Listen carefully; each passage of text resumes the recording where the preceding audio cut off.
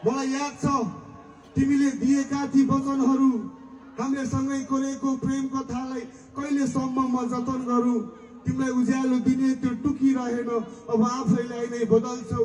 तिम्रो स्वभावमा कुनै मुना थिएन, भन कसको लागि म मदन बनूँ। कहाँ सक्थ्यो होला र सोच्न मनी एक वचन तिमीले तर सोच्नु पर्ने। तिमी हरायो धेरै मानिसको हुलमा, फर्केर आइन खोज्नु भनी। तिम्रो वचनहरूले मन भारी बाथ्यो, फेरि बाध्य थिए याद बोक्न पनि। सायद दाग देख्यो मेरो चरित्रमा, तर जुनमा पनि त खोज्छ कति।